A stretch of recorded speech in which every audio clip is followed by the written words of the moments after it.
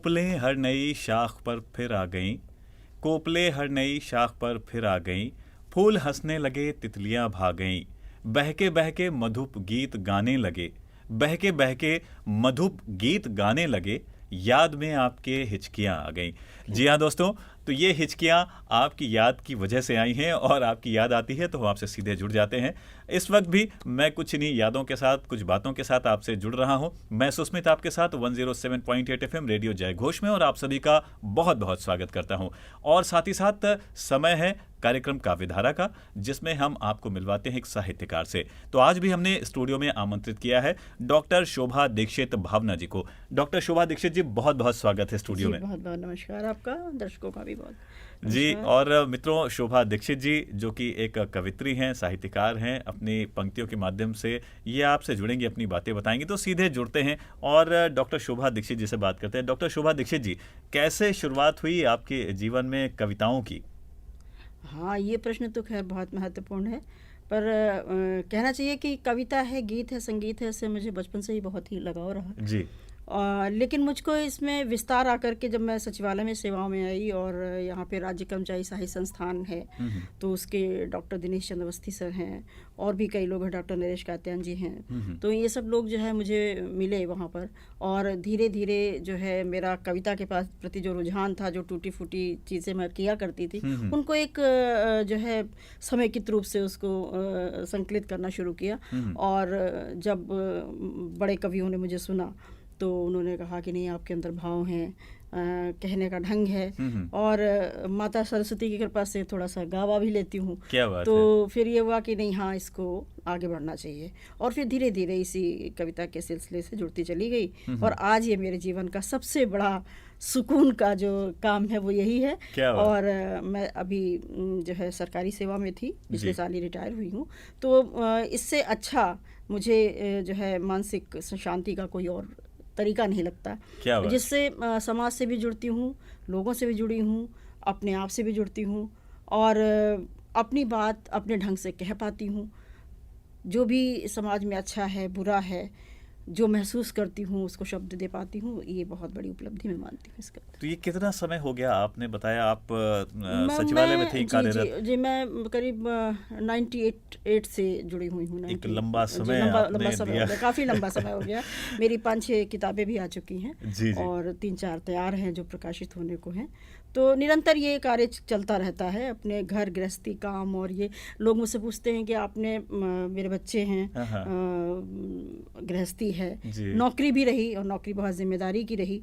मैं deputy secretary होकर के रिटायर हुई हूँ। क्या बात और है। निजी सेवाओं में थी, तो हमेशा जो है एक बड़े IAS अफसर के साथ मेरी रहती थी पोस्टिंग। जी, महत्वपूर्ण जिम्मेदारियां आपको मिलती रही। हाँ, जिम्मेदारी रहती थी, बहुत ही महत्वपूर्ण पद था मेरा। लेकिन उसके बाद भी रातों की नींद नहीं आती थी, अगर कोई बात, कविता, कोई लाइन, कोई पंक्ति अगर दिमाग में आ जाती थी, बिल्कुल, तो फिर वो रात में का समय हमारा। तो लोग मुझसे पूछते हैं कि आपने कब किया ये रचनाएं, तो मैं यही कहती हूँ कि रात तो अपनी होती है। कुछ भी करने के लिए अपने को एक्सपेंशन देने। हम इन बातों को आगे विस्तार देंगे जरूर, लेकिन यहाँ पर मेरा मोह है ये कि आपसे कुछ पंक्तियां भी सुनी जाएं, कुछ आपकी रचना, कुछ आपके गीत, गजल जो भी आप लिखती हैं, वो थोड़ा सा हमारे साथियों तक बीच बीच में पहुंचे तो और आनंद आएगा। मैं माँ वाणी के श्री चरणों में 4 पंक्तियों से बात शुरू करती हूँ, स्वागत है, क्योंकि वही ज्ञानदात्री हैं, वही उन्होंने सब कुछ दिया है।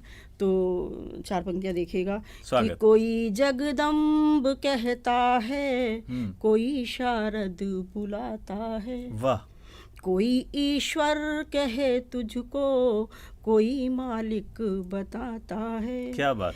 जिसे जो दे दिया तूने, उसी में उसकी मस्ती है। वाह वाह। जिसे जो दे दिया तूने, उसी में उसकी मस्ती है।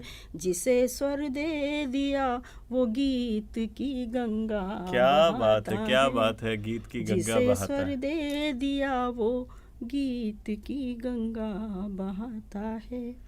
तो यही है सुष्मित जी हमारा। जी, और ये गीत की गंगा, आप जैसे लोग जब साहित्यकार हमारे बीच में होते हैं तो ये गीत की गंगा यहाँ भी बहती है कार्यक्रम काव्यधारा में। और मित्रों, काव्यधारा में आज हम जुड़े हुए हैं डॉक्टर शोभा दीक्षित भावना जी से, जिनकी भावनाएं जो कलम के माध्यम से निकली और लोगों तक पहुंची, उन्हीं को पहुंचाने का प्रयास है इस कार्यक्रम में। शोभा जी, जिस बात आती है कविता की तो तमाम विधाएं हैं, तमाम शैलियां हैं जिनमें लेखन होता है। आपको इनमें से कौन कौन सी विधाएं पसंद हैं? जी, किन पर आप मैं लिखना शुरुआती पसंद तौर करती पे तो मैं गीतकार के रूप में ही अपनी पहचान समझती हूँ। मैंने गीतों से ही शुरुआत की, जी। लेकिन फिर धीरे धीरे जैसे जुड़ते चले गए तो फिर छंद हैं, गज़लें हैं, मुक्तक हैं, दोहा हैं, और इवन मैंने कहानियाँ भी बहुत लिखी हैं। अरे वाह! और हाँ, मेरी एक कहानियों की किताब है नियति, उसका अच्छा। नाम है, और उसका राज्य कर्मचारी साहित्य संस्थान से मुझे 1 लाख रुपए का पुरस्कार भी उसमें मिला है। अरे वाह! श्याम सुंदर दास पुरस्कार सम्मान। तो वो कहानियाँ मेरी एक्चुअली, मैं कहानियों पे बात इसलिए ज़्यादा करना चाहती हूँ जी। कि वो कहानियाँ मेरी कोई भी काल्पनिक नहीं है। जैसे अच्छा। जीवन से आपके साथ घटित हुआ, कुछ मेरे साथ घटित हुआ, कुछ देखा मैंने, कुछ महसूस किया मैंने, तो वो उन कहानियों का, और ज़्यादातर जो डेस्टिनी से जो प्रभावित लोग होते हैं, जी, मतलब जी, नियति जी, ने जी। जिनके साथ खेल किए हैं, हाँ, हाँ। उस तरीके की कहानियाँ यानी हैं वो। वास्तविकता से जोड़ने की वास्तविकता से, कोशिश है उन वास्तविकता है बातों वो, में। जिन्हें मैंने अपनी कल्पना थोड़ी सी, क्योंकि अब उसको पढ़ने योग्य भी बनाना है, बिल्कुल। रुचि भी पैदा करनी है, बिल्कुल, तो बिल्कुल। इसलिए थोड़ी सी अपनी कल्पना ली है, लेकिन वो उसका जो थीम है हाँ, वो हाँ। बिल्कुल टोटल सब किसी ना किसी के जीवन का। और मैं आपको कभी वो पुस्तक सौभाग्य मिला दोबारा मिलने का तो जरूर, अवश्य दूंगी, जरूर। तो आपको ये लगेगा कि वो हमारे ही बीच की कहानी है, क्या बात है, हमारे ही जीवन की क्या कहानी। बात तो है। मैंने मित्रों, कहानियाँ भी लिखी हैं। यही एक कलमकार का दायित्व होता है कि जो हमारे बीच में चल रहा है वो पहुंचाए और उस चिंतन को खुद भी महसूस करे और लोगों तक भी वो बात पहुंचाए। और कुछ ऐसी ही कोशिश जारी है डॉक्टर शोभा दीक्षित भावना जी की। डॉक्टर शोभा जी, यहाँ पर आपसे एक बात तो मेरे मन में आती है कि आपने बताया आप सेवाओं में रही, सरकारी सेवाओं में रही, जी। और उसमें भी आपको बड़ा महत्वपूर्ण दायित्व भी संभालना पड़ा समय समय पर। जी, बिल्कुल बिल्कुल। तो उसमें कभी आपको ऐसा नहीं लगा कि बड़ा मुश्किल है इस दिशा में काम कर पाना? सच कहूँ, बिल्कुल नहीं लगा, हम्म। क्योंकि ये जो कविता है उसने मुझे हमेशा एक ऊर्जा दी है, क्या बात है। रिफ्रेश होते रहे। मतलब जो चीज मुश्किल लगती है वो मुश्किल ना लग के एक ऊर्जा दे गई जो आपको। मायूसियाँ दी उससे इसने उबारा मुझे। क्या बात है, वाह तो मुझे कभी भी, मतलब अगर ये ना होती तो शायद मैं कुछ और होती। वाह। इतनी आज जो खुश हूँ और इतनी जो अपने को अपने आप में सफल मानती हूँ कि एक जो ज़िंदगी का एक मुकाम होना चाहिए वो मैंने हासिल किया। मेरे बच्चे भी अच्छी जगह पे, सब तीन बच्चे हैं मेरे, 2 बेटे हैं, जी, जी। एक बेटी है, तीनों अच्छी जगह पे पोस्टेड हैं। तो मैं ये महसूस करती हूँ कि इस कविता ने मुझे बहुत सहारा दिया, मेरे मानसिक संतुलन को, मेरी खुशियों को इसने बनाए रखा, और इसलिए आज मैं ये सब कर पाई। क्या बात है। तो हम बातों का सिलसिला आगे बढ़ाएं मित्रों। यहाँ पर मैं अनुरोध करूंगा आप सबकी तरफ से भी कि डॉक्टर शोभा दीक्षित जी हमें कुछ और अपनी पंक्तियां हम तक पहुंचाएं और हम उन पंक्तियों से जुड़ सकें। हमारा अनुरोध है कि कुछ आप प्रस्तुत करें यहाँ पर। जी, मैं एक गज़ल की कुछ शेर देती हूँ। जरूर जरूर, इरशाद। कि गज़ल की तर्जुमानी और भी है। वाह वाह, क्या बात। गज़ल की तर्जुमानी और भी है, कहानी में कहानी और भी है। वाह वाह। और एक शेर देखिएगा हाँ। कि तुम्हारे जुल्म क्यों कम हो गए हैं, तुम्हारे जुल्म क्यों कम हो गए हैं, तुम्हारे जुल्म क्यों कम हो गए हैं, मेरी आँखों में पानी और क्या बात है। वाह वाह वाह वाह वाह। मेरी आँखों में पानी और भी है। और एक शेर मैं इसका और भी सुनाना चाहती हूँ, गज़ल तो लंबी है, लेकिन ये शेर मुझे बहुत प्रिय लगता है। देखिएगा, आज के दौर का है कि बहुत महंगे हुए सपने कसम से, बहुत महंगे हुए सपने कसम से। वाह। बहुत महंगे हुए सपने कसम से, क्या बात। खुशी के घर घरानी और भी है, क्या बात है, क्या बात। खुशी के घर घरानी और भी है। बेहद शुक्रिया सुष्मित जी, आप बहुत अच्छा अरे सुने, बड़ा अच्छा लग सुना रहा है आपने। आपकी और पंक्तियों को सुन करके, हमें तो जी आनंद आ रहा है और हमारे साथी निश्चित रूप से वो भी बड़े आनंदित होते हैं, बड़ा उनको नहीं भी नहीं, बिल्कुल अच्छा सही लगता बात। है जी जब कोई साहित्यकार होता है और साहित्य से जुड़ी कुछ बातें आती हैं, जी तो जो साहित्य प्रेमी होते हैं उनको आनंद आता है। जी बिल्कुल। और आज आप और आपको बताएं कि आप लोगों की ये सराहना, आप लोग के, मैं हमेशा कहती हूँ ये जो कोरोना काल था जी वो कवियों के लिए एक बड़ा उत्कर्ष का काल था। मतलब हम लोग तो खैर काफ़ी पहले से जुड़े थे, लेकिन जो नए लोग भी थे उन्होंने जी भी बहुत प्लेटफॉर्म पाए, बहुत ज़मीन मिली, बहुत आसमान मिले उन्हें। तो कोरोना टाइम में मैंने ये महसूस किया कि कविता या कोई भी ऐसा शौक जो आपको मतलब आपके समय का अच्छा उपयोग हो हो पाए जिससे, और जो आपके मन को एक शांति दे, तो उससे बढ़िया कोई चीज़ नहीं हो सकती। और कवियों ने, हालांकि बहुत दर्दनाक स्थितियां रहीं, हम जैसे भावुक हृदय के लोग तो बहुत परेशान भी थे, बहुत रोए भी। खुद बिल्कुल। भी मुझे कोरोना हो गया था तो मैं उसमें बहुत झेली ओह भी। लेकिन ये था कि जहाँ पे हम बहुत ज़्यादा डिप्रेशन में जा रहे होते थे, जहाँ पे बहुत बिल्कुल, ज़्यादा मायूस हो रहे होते थे, वहाँ पे ये कविताएं हमें बहुत साथ देती बहुत थी, सहारा बहुत देती थी। साथ वो देती दौर ही थी। ऐसा वो था दौर कि ही उस ऐसा, समय उस समय घर में बैठ के आप और कुछ कर नहीं कुछ सकते नहीं थे। कर सकते थे और ऐसे हाँ में आपने हथियार बनाया उसको हराने का, उसको हटाने का, जी। कि कविताओं को तो लाया जाए। बहुत सारे लोग जो अपने घरों में बहुत ही मायूस बैठे हुए थे, उनको कुछ भी मतलब समय बिताने का कोई साधन नहीं मिल रहा था, वो बिल्कुल, कविताएं सुन रहे थे क्या और बात। वो रिलैक्स हो रहे थे, कहीं ना कहीं अपने दुखों से दूर हो रहे थे, कुछ शांति के, कुछ खुशियों के पल उनको मिलते थे। तो मैं उसमें ये कहा करती थी हमेशा भी, और आज भी कहती हूँ कि हमारी तो संजीवनी आप लोग हैं। जी जी जी, यदि आप ना हो तो हम तो हैं ही नहीं। क्या हमें बात। कोई सुनने वाला ना हो, हमें कोई सराहने वाला ना हो, तो कोई कवि कैसे हो सकता है, वाह, कोई कविता कैसे कर सकता है। बड़ी अच्छी बात कही आपने। और इस बात के साथ साथ मुझे लगता है एक चीज़ और, आपको देखता हूँ, आपका मुस्कुराता हुआ चेहरा, आपके चेहरे पे एक संतुष्टि, एक सकारात्मक भाव नज़र आता है और साथ ही साथ आपके नाम में है भावना। जी तो ऐसी डॉक्टर शोभा दीक्षित भावना जी जब कविता करती हैं तो एक बात आती है कि पुरुषों की जब भी बात आती है, कोई पुरुष किसी फील्ड में सफल होता है तो कहा जाता है कि एक सफल पुरुष के पीछे एक महिला का हाथ होता है। आप एक महिला हैं और आपने सफलतापूर्वक अपना जो कार्य क्षेत्र था उसमें भी अपना काम जी पूरा जी किया, पूरी सफलता से अपना काम आपने निभाया जी और उसके साथ साथ आप कविता के धर्म को भी निभा रही हैं। जी। तो आप किसे अपने पीछे एक निश्चित रूप से मानती हैं? पहले तो सबसे मेरे पिताजी मेरी प्रेरणा है, जी और उन्होंने ही मतलब मुझे आज लाके इस मुकाम पे जहाँ पे मैं खड़ी हूँ, उनके पीछे उनका ही त्याग और वो समर्पण और सब कुछ रहा है और उनकी जी। प्रेरणा रही है। लेकिन जो मेरे जीवन साथी हैं आदरणीय चंद्रदेव दीक्षित जी, वो भी एक कवि हैं, तो उन्होंने मुझे बहुत हर क्षेत्र में, मैं जो है, मेरी जब शादी हुई थी तो मैं सिर्फ बीए करके ही गई थी, तो उन्होंने ओहो। मुझे आगे पढ़ने के लिए बोला। नौकरी में भी उन्होंने हमेशा, तो मैं पब्लिक सर्विस कमीशन से फिर मैं यहाँ पे सचिवालय में निजी सचिव उसमें आई, जी जी, तो वो हमेशा ही मुझे प्रेरणा देते रहे। इसके लिए भी उनकी ही मतलब हमेशा प्रेरणा रही। और कहीं पे दूर दराज प्रोग्राम होते थे, मुझे अपने साथ लेके भी जाते थे, तो क्या जितनी बात। भी वो है तो मैं उनको पूरा श्रेय देती हूँ। जी जी, मुझे लगता है शायद इस बात में आपको इसलिए और भी ज़्यादा आसानी होगी क्योंकि आपने बताया वो खुद भी कवि हैं। हाँ, लेकिन वो बाद में कवि बने। अच्छा, ये इंटरेस्टिंग अब बात। इसका श्रेय शायद वो मुझे देंगे।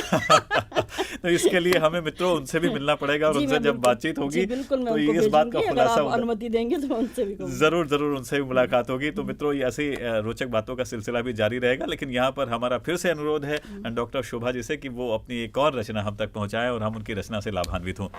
मैं चार पंक्तियों से, क्योंकि 4 पंक्तियाँ ऐसी होती हैं जी कि हृदय पे अपनी पूरी बात भी कह देती हैं, हृदय पे अपना प्रभाव भी डालती हैं। बिल्कुल। तो आज के दौर के जो लोग हैं, जो समय हमारा सब कुछ अच्छा ही तो नहीं होता, कुछ विपरीत जी। भी होता है, तो मैं 4 पंक्तियाँ देना चाहती हूँ कि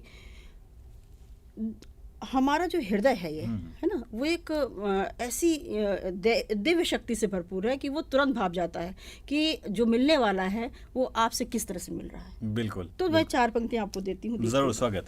कि दिलों में भाव कैसे हैं ये दिल पहचान जाता है। आहा, दिलों में भाव कैसे हैं दिल दिलों पहचान में जाता है। भाव कैसे हैं ये दिल पहचान जाता है। वाह। प्रीत का रंग ही अधरों पे नित मुस्कान लाता है। क्या बात है, वाह। नहीं ढक पाता डंबर हृदय यदि कलुष वाला हो, क्या नहीं बात। ढक पाता डंबर हृदय यदि कलुष वाला हो, हृदय का थर्मामीटर ताप सारा जान क्या जाता बात है, है। क्या बात है, हृदय का हृदय का थर्मामीटर। थर्मामीटर ताप सारा जान जाता है। वाह, आपने ये जो प्रयोग किया हृदय का थर्मामीटर, ये अपने आप में बड़ा ही जबरदस्त, बड़ा ही अनूठा लगा मुझे, जी। और हमारे साथियों को भी बड़ा अच्छा लगा होगा। जी आप एक महिला हैं जी और आप साहित्य में भी हैं, आपने सरकारी सेवा में भी काम किया, जी। तो ऐसे में एक महिला होने के नाते कैसा आपका सफर रहा? नहीं, देखिए, अगर व्यक्तिगत रूप से मेरा देखिए तो हाँ, मतलब संघर्ष तो मेरे जीवन में मतलब मेरे क्या कहना है, जन्म के साथ ही शुरू हो गए थे। जी। तो वो एक अलग कहानी है। मेरी मदर की डेथ हो गई थी 6 महीने की उम्र में ही। तो फिर उसके बाद जो चीज़ें जी। बदलती हैं आपकी ज़िंदगी में, जब आपकी माँ नहीं होती है, बिल्कुल। तो वो सब चीज़ें संघर्ष मेरा रहा। तो लेकिन व्यक्तिगत रूप से मैंने इन सब चीज़ों को कभी महसूस नहीं किया, और उत्तरोत्तर मैं बढ़ती रही आगे। लेकिन हाँ, समाज में नारी की स्थितियाँ जो हैं, उनसे उभरने के लिए उनको, जैसे मैंने अपने किसी भी विपरीत परिस्थिति को अपने पर हावी नहीं होने दिया। यदि उनके अंदर उतनी क्षमता होगी तब तो ठीक है, अदरवाइज तो स्थितियाँ जो है विपरीत हैं जी जी। और हमेशा रहेंगी। बहुत समाज में जो दिखता है, बहुत कुछ वो होता नहीं है, जी जी जी। है ना।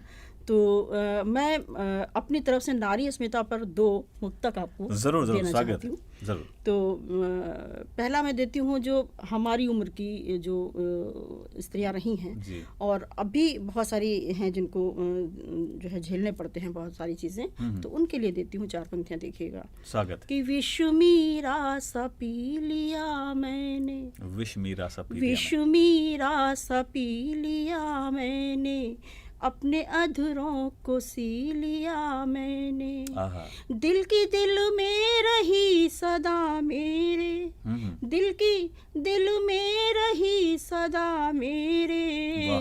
तेरी शर्तों पे जी लिया मैंने, क्या बात है, क्या बात। तेरी शर्तों पे जी लिया मैंने।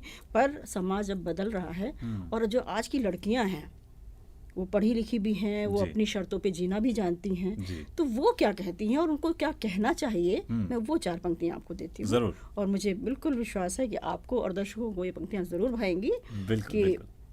स्वागत। रोज खर्चे का मैं हिसाब नहीं, रोज खर्चे रोज खर्चे का मैं हिसाब नहीं, सब सवालों का हूँ जवाब नहीं, वाह। पढ़ के रख दो मुझे तिजोरी में, पढ़ के रख दो मुझे तिजोरी में, मैं वो शुभ लाभ की किताब क्या बात है, नहीं, वाह वाह मैं वो वाह। शुभ लाभ की किताब वाह। नहीं। बहुत सुंदर पंक्तियां आपने नारी मन की रखी, और बड़ी खूबसूरती से आपने बताया कि आज की जो बच्चियां हैं, आज की जो पीढ़ी है, उस पे जो बेटियां हैं वो क्या सोचती हैं और क्या उनका अपना उद्देश्य, किस विजन के साथ वो चल रही हैं, और बेशक उन्हें एक सकारात्मक तरीके से बढ़ना भी चाहिए, तभी आज वो इतनी ऊंचाइयां छू पा रही हैं। तो मित्रों, डॉक्टर शोभा दीक्षित भावना जी से हम बातें कर रहे हैं, लेकिन समय का इशारा है कि अब कार्यक्रम को हम अपने विराम की ओर ले चलें। तो यहाँ पर चलते चलते मैं आपसे बस यही कहना चाहूँगा कि जो हमारे साथी सुन रहे हैं, और उसमें भी खासकर महिलाएं जो भी जो आपको देख रही हैं, सुन रही हैं, और जो साहित्य में रुचि रखते हैं, उनके लिए आप क्या कुछ कहना चाहेंगे जो साहित्य में आना चाहते हैं खासकर? बिल्कुल बिल्कुल, मैं ये कहना चाहूँगी कि साहित्य के माध्यम से आप अपने हृदय की बात कह सकते हैं, आप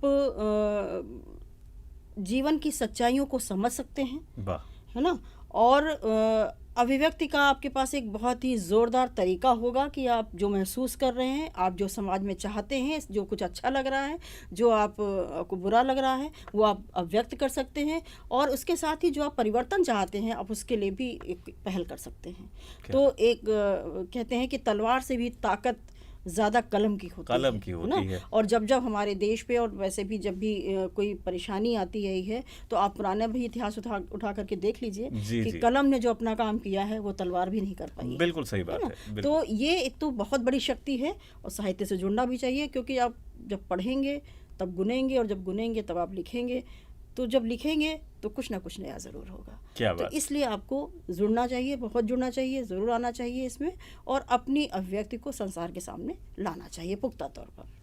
तो मित्रों, बड़ी अच्छी बात कही, और हम सबके जीवन में कुछ नया होता रहे, बेहतर होता रहे, हम तो यही चाहेंगे। डॉक्टर शोभा दीक्षित जी, आप हमारे मंच पर आई, यहाँ रेडियो जयघोष में आपने समय दिया, हम इसके लिए आपके बहुत बहुत आभारी हैं। मुझे भी बहुत प्रसन्नता हुई आप लोगों के मध्य आके, और सुषमा जी आपसे मिलके तो सच में बहुत ही अच्छा लगा। ये लगा ही नहीं मैं आपसे पहली बार मिल रही हूँ, और इसीलिए मैंने आपको जो अपनी किताब दी है जी। मित्रों, ये एक पुस्तक भी है जो डॉक्टर शोभा दीक्षित जी की लिखी हुई है, और इस पुस्तक में कुछ रचनाएं हैं जो आई हैं। इसके अलावा और भी पुस्तकें हैं। फिलहाल मुझे यहाँ शोभा दीक्षित जी से ये पुस्तक मिल रही है, और निश्चित रूप से मैं बहुत लाभान्वित होऊंगा इसको और पढ़ के। मित्रों, मैं इसमें ये कहना चाहती हूँ कि मैं पहली बार इनको ये किताब देने के लिए लेकर के आई, और मैंने इसमें सस्नेह ही लिखा है, इनको प्रिय ही लिखा है। मुझे नहीं पता था कि कौन से व्यक्ति से, कैसे व्यक्तित्व से मैं मिलने जा रही हूँ, लेकिन पता नहीं भाव कैसे थे कि इनको लगा मुझे कि ये मेरे छोटे भाई जैसे हैं, और इनको मैं वैसा ही प्यार और स्नेह के साथ ये पुस्तक दे रही हूँ। बिल्कुल, आपका ये स्नेह है, आपका एक बड़ी बहन जैसा जो स्नेह है, ये हम पर हमेशा बना रहे, और हम आपके साथ ऐसे ही आगे भी जुड़ते रहे, हम तो ये चाहेंगे। मित्रों, ये देहरी देहरी दीप, आप इस पुस्तक को पढ़ सकते हैं, और इससे आपको जो रचनाएं हैं वो आपको जब पढ़ने को मिलेंगी, आप निश्चित रूप से इनका आनंद उठाएंगे। बहुत बहुत आभार डॉक्टर शोभा जी, आप तो मेरी बड़ी बहन जैसी हैं, आपने मुझे छोटे भाई का एक स्नेह दिया है, मान दिया है, मैं इसके लिए बहुत आभारी हूँ, और आपने अपना समय दिया, हम इसके लिए जितना आपका आभार व्यक्त करें कम। नहीं, हमें बहुत खुशी हुई, और ऐसे ही मौके मिलते रहते हैं, तो आप लोगों से मुझे जुड़ने का मौका मिलेगा। मैं बहुत बहुत आभारी हूँ कि आप मुझे सुन रहे हैं, आपका आशीर्वाद हमें चाहिए। मित्रों, इसी के साथ अब मुझे लेना होगा विराम, तो अपने दोस्त सुस्मित को यहीं पर दीजिए अनुमति, लेकिन आप जुड़े रहिए आपके अपने चैनल रेडियो जयघोष 107.8 FM पर। नमस्कार।